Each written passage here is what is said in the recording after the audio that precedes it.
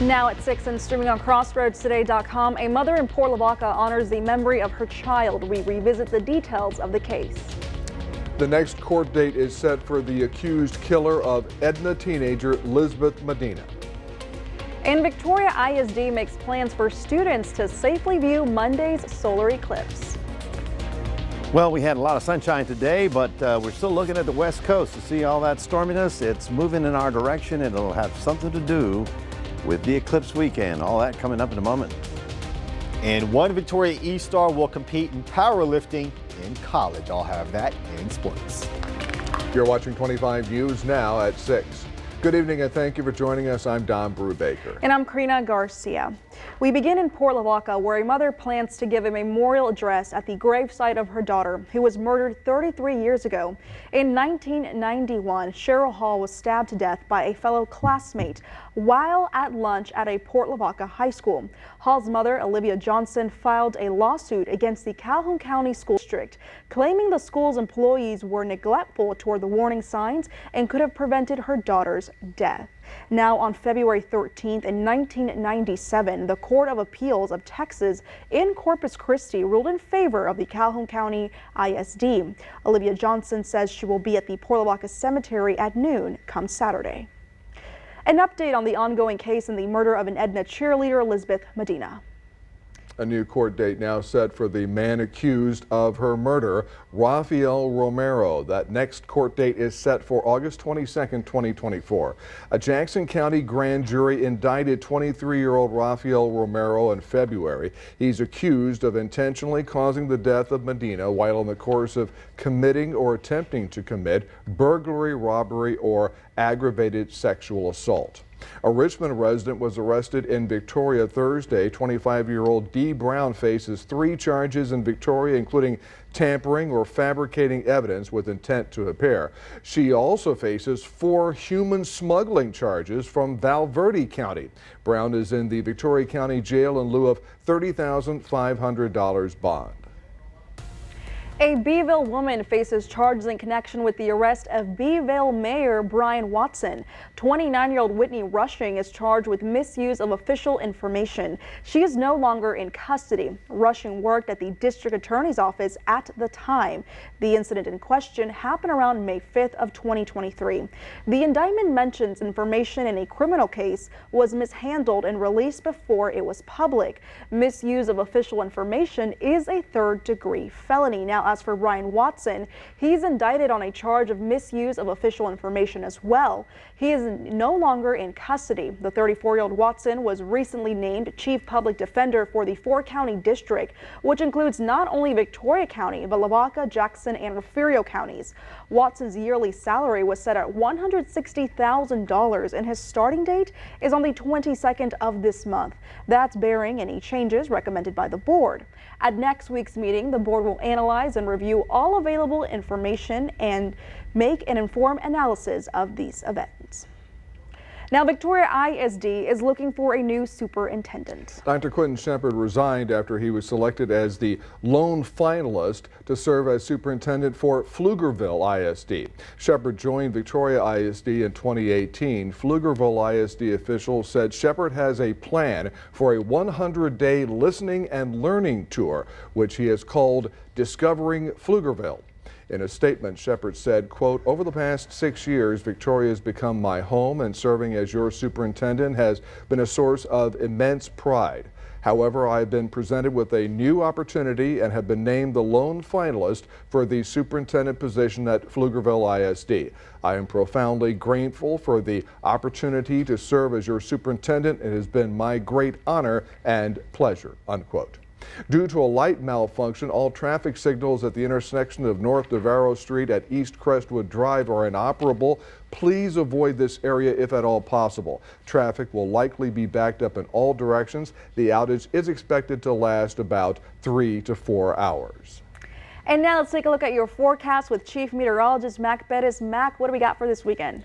Well, I tell you, today's was terrific. Tomorrow's looking really good. Sunday, not so bad. It's Monday, Eclipse Day, when we have a chance for showers.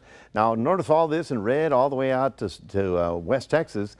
This is a high fire danger because our winds are going to be blowing probably in the 20 to 30 mile an hour range for tomorrow. A little breezy, but we'll talk about the eclipse and the potential for rain around our area coming up in just a few minutes.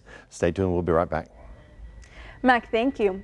The Republican Party of Goliad County is hosting a runoff forum for the GOP State Representative District 30 runoff between former Victoria Mayor Jeff Bouknight and former Jackson County Sheriff A.J. Louderback. The event is next Tuesday night at 6:30 at the Grace Temple Event Center, 745 East Pearl Street in Goliad. A federal appeals court rules that a Biden administration plan to provide student debt relief for people who say they were victims of misleading information by trade schools or colleges is, quote, almost certainly unlawful, unquote. The ruling blocks enforcement of the policy against a group of privately owned Texas institutions. The 5th U.S. Circuit Court of Appeal panel sent the case back to a lower court, saying the judge should issue an injunction against enforcement while the appeal continues. A federal district court accepted a Texas man's guilty plea today to evading taxes on income he earned from his business. Court documents show John Petrone did not file individual income tax returns for 2014 through 2019, nor did he pay income taxes for those years. Through his actions, Petrone caused a tax loss to the IRS of over $529,000. Petrone is scheduled to be sentenced on June 14th. He faces a maximum penalty of 5 years in prison. Excitement is building around Monday's total solar eclipse. Day will turn into night for a few precious moments along the path of totality that stretches from Texas to Maine. 480 miles of Texas are in the areas of totality, but the solar event comes with its share of warnings, even for Americans outside of its path. A total solar eclipse, the passage of the moon between the Earth and Sun blocking the sun's face, is a major event. The normal rhythms of Earth are disrupted. And millions of Americans want to catch a glimpse on Monday.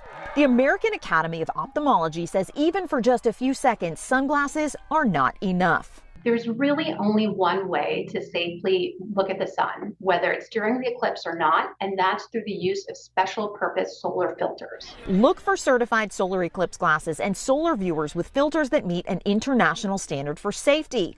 Clinical spokesperson Dr. Amy Vidata says without those filters, the dangers are real. These rays can damage the light-sensitive rods and cones, essentially causing a burn in the retina. So this burn can cause temporary or permanent vision loss. And flight itineraries across the country could be impacted Monday. The Federal Aviation Administration cautions of possible delays as aircraft and drones try to witness what's happening in the skies. There are potential roadway hazards, too. Please don't just stop on the side of the road. It's really important to make sure that we stay focused on everyone around us. People are probably going to be stopping, so be careful. An analysis published in the journal JAMA Internal Medicine found a 31% increase in traffic risks, on par with holidays like Thanksgiving, around the time of the 2017 eclipse, largely due to increased volume on the roadways. In Washington, I'm Karen Kafa. Here's your beer poll this evening. You can scan that QR code right there on your screen to vote. The question is, do you have plans to view the total solar eclipse? According to our results, it looks like 70% stand at no, and that takes the lead. And you know, me and Mac were talking about this. It's because it's a Monday. People are busy, you know? Yes, you want to start off straight and great on a week, Monday, and if you're distracted. I know you got work, but that's you got a heck school. of a distraction, okay? Well, we want to keep on hearing from you on this. Come to crossroadstoday.com/vote to take part, and you already know we're going to have an update on 25 News Now at 10. Speaking of the eclipse, Victoria ISD schools will be open next Monday on the solar eclipse day. For safe viewing, certified eclipse glasses will be distributed to Victoria ISD students in grades 3rd through 12th. Students in pre-K through 2nd grade will have the opportunity to observe the eclipse through an approved NASA live feed from indoors. Victoria ISD tells parents to not send eclipse viewers with their children. The district will exclusively use district-provided certified eclipse viewers. Remember to subscribe to our YouTube channel, Crossroads Today. Hit the like button and click the notification bell so you can see Crossroads Today on YouTube. Stay with us. Partisan backlash over President Biden's plans to use federal funds in rebuilding the Baltimore Key Bridge. That's coming up on 25 News now at 6. Also ahead, laundry detergent pods are recalled. They could seriously hurt children.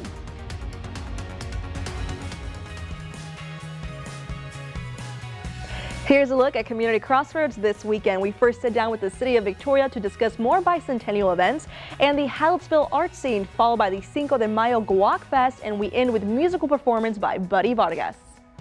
A Texas girl is what I need.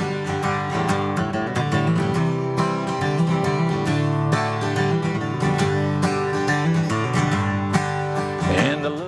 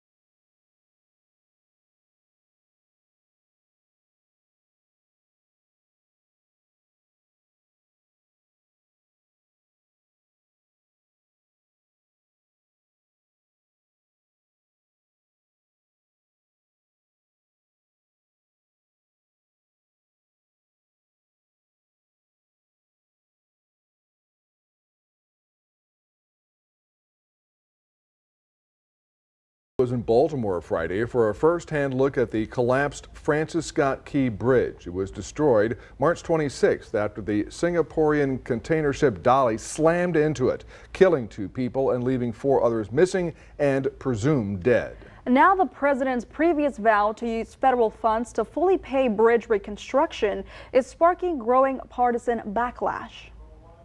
My intention that federal government will pay for the entire cost of reconstructing that bridge. A presidential commitment that's touched off growing partisan backlash over who should foot the bill to rebuild Baltimore's Francis Scott Key Bridge, a vital American seaport in the global supply chain. The president is in Baltimore Friday, getting an aerial first-hand look at the destruction and enormous salvage efforts in motion. He said this in the hours after the deadly collision took place. I've directed my team to move heaven and earth to reopen the port and rebuild the bridge as soon as humanly possible. The full price tag of such a mammoth recovery and rebuilding operation is still not fully known. A team of government agencies is working to assess that daunting total. The Department of Transportation has already released $60 million to Maryland from an emergency relief fund. But the Transportation Secretary also had this to say last week. To be clear, if any private party is responsible for and accountable for this, then they will be held accountable. A statement some GOP lawmakers are seizing on. In a post on X Friday, the House Freedom Caucus demanded that the Biden administration seek maximum liability from any foreign shipping companies responsible up front before any more supplemental federal funds are given. Wherever the funding comes from, many on Capitol Hill do agree the port must open as soon as possible. It is a critical economic hub. We've got to get this up and running. I'm Laura Aguirre reporting. And the president also met with the families of 6 workers killed when the bridge collapsed. The bodies of 2 were recovered days later. 4 others are presumed dead. Their bodies have not yet been found. Millions of packets of laundry detergent pods were recalled due to faulty packaging. The U.S. Consumer Product Safety Commission says the pods pose a serious risk of accidental ingestion by young children and may cause facial injuries. The recall involves Tide, Gang Fillings, Ace, and Ariel liquid laundry detergent pod packets made between September of 2023 and February of 2024. They were sold at U.S. retailers like Big Lots, Family Dollar, Target, and Walmart. The agency says no injuries have been reported due to this defect. Trapped in a swamp, that's what happened to one couple in Florida as they explored the Everglades with their dogs. Local sheriff's deputies used a helicopter to rescue them. Naples Air 1, we're 97 on the mark call. High above the Florida Everglades, the Collier County Sheriff's Office and North Collier Fire Rescue are on the lookout for two people lost and in need of saving. It is a lot like a needle in a needle stack. The good part is most of that area down in the Big Cypress and the 10,000 Islands National Park it's mostly green, so they stood out. Pilot Josh White and his partner Matt Massera were the heroes in blue inside the chopper. They tell us their aviation unit got a 911 call on Thursday afternoon that two elderly people and their 4 dogs had gotten turned around during a motorboat excursion along the Halfway Creek Trail. It's a 7-mile pathway of canals through the mangroves that winds from south of Everglades City around Chokoloskee and back north towards the 10,000 Islands and Ochopee. They were smart enough to have a couple life jackets out, and they were waving those when we got on site. They were covered partially over by the overgrowth of the mangroves, but they were smart enough to kind of be in an open area where once we got overhead, as they were waving, we could see them and locate them very quickly. After finding the couple's boat, a North Collier Fire Rescue EMT rappelled down, communicating with the chopper the entire time. It was determined no one needed medical attention and the boat still worked. Because they had 4 dogs on board, they weren't willing to leave the dogs. We didn't really want to leave the boat in there either. So we had the rescue specialist, because we still have communication with him. We decided the best idea was to help them get out on their own boat. To avoid a situation like this rescue, the Sheriff's Office advises you to prepare before a long trip. Bring loads of water and have the gear to call for help if you're deep in the Everglades and don't have service. Sat phones are obviously one of the best because you get voice communications, but they're expensive. There are some other GPS devices that are on the market that allow you to send text messages for a monthly fee. So when you do take a trek like that, it's not only a GPS, but it will send your GPS information to family. The couple and their dogs made it out without any injuries. Well, good afternoon, everyone. Lots of sunshine, another beautiful day, but you might have noticed the winds are coming up out of the south, and it was rather breezy. We got up to about 32 miles an hour.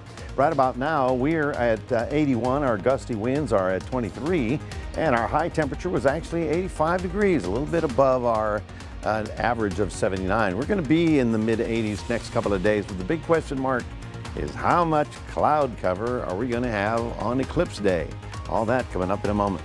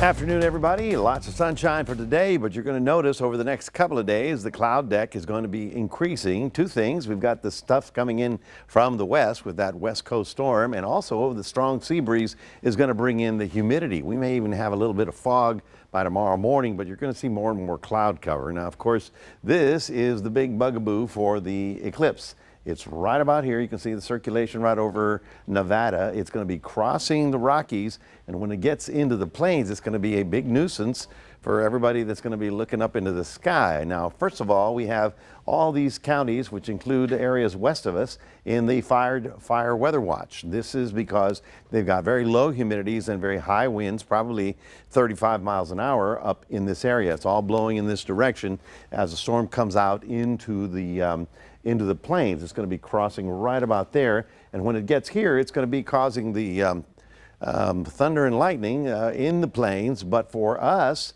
we will have some shower activity around the area. So we're going to have to just deal around it. You know what I mean? 82 tomorrow's forecast high, 84 in Houston. We're looking at staying in the mid 80s right about through the weekend. In fact, all the way into next week. In fact, I don't know, what do you think? For the rest of the summer, chances of us getting a real nice cool front at this point in time is pretty late in the season. So here you see the strong surface winds going in that direction. They're pumping up that moisture, and you can see how the winds also sort of clog up right about here. You see where it stops now. This is Monday at 1 o'clock, prime viewing time, and this is I-35 going up to Austin. The path of totality is right about here. On our side, where we are, we're going to see quite a bit of cloud cover and isolated showers. On the other side of 35, they're going to see a lot more sun, so I think they'll be in pretty good shape. I'm going to say a rough number is that 90% of the people are going to have a good viewing, but some are going to be obscured by the cloud cover. And of course, the interesting thing is that Monday, Tuesday, and Wednesday, we have a chance of showers around here. So here's our front.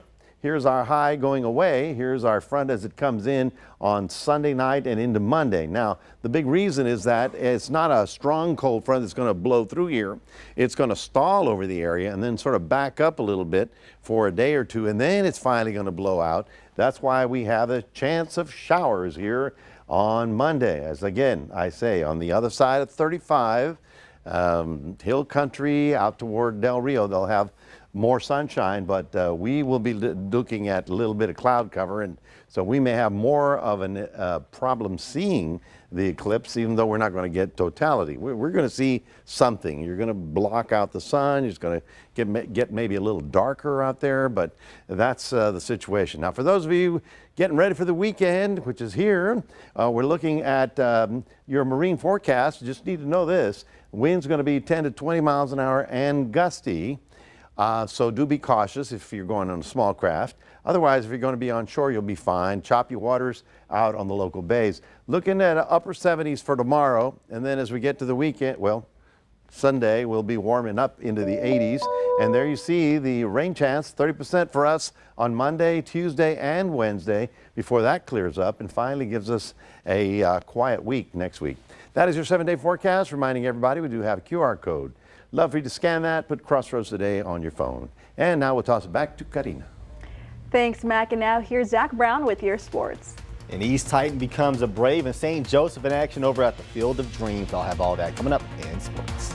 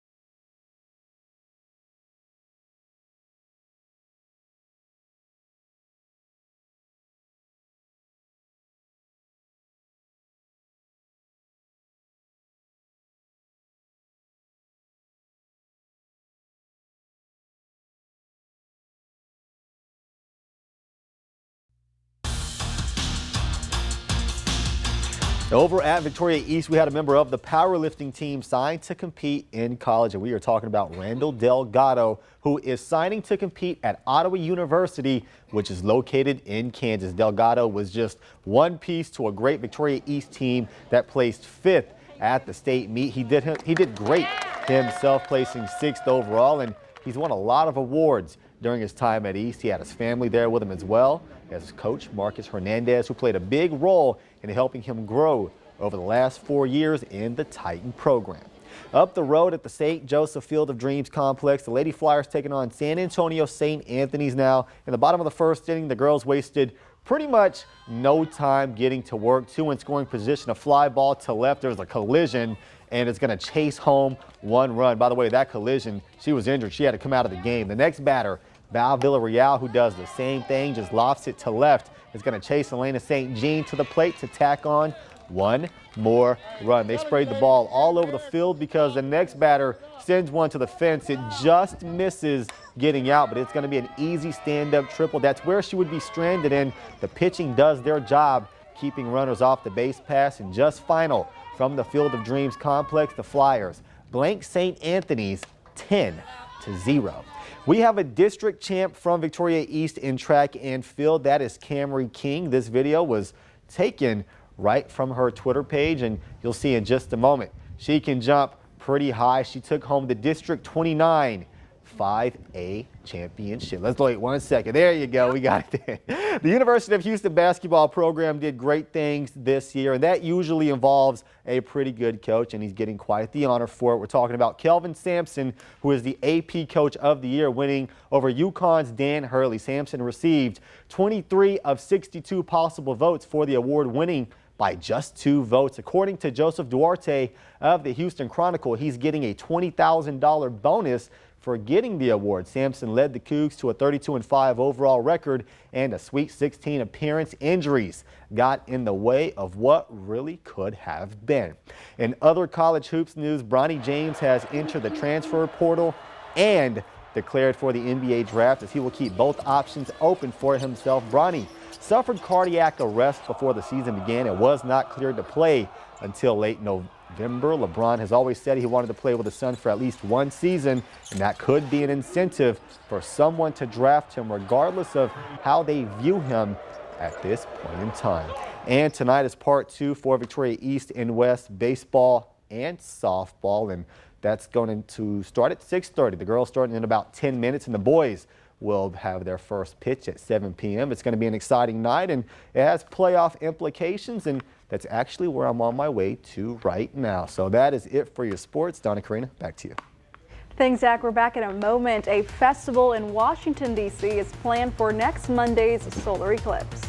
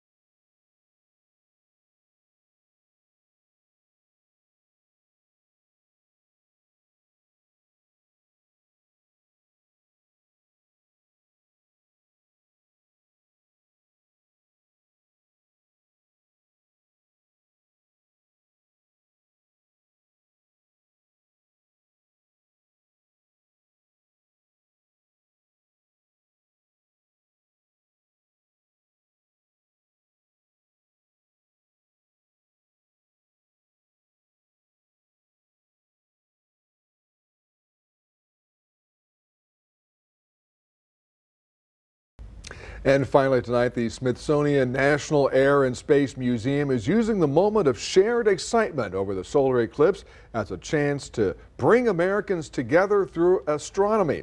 They're having a festival on the National Mall next Monday. The festival will have safe viewing eclipse glasses like the ones you see there available to watch the eclipse there. It will not be a fully seen eclipse in our nation's capital. It will not be a fully seen eclipse in the Crossroads because we're not in that line that you see there. Path of totality. But a lot of people who spend a lot of money on hotel rooms and campsites are in that level of totality. They better be in the line. Otherwise they're going, oh, we missed it? Yeah, you're in the wrong seat park here, you know. Oh, that would be a bummer.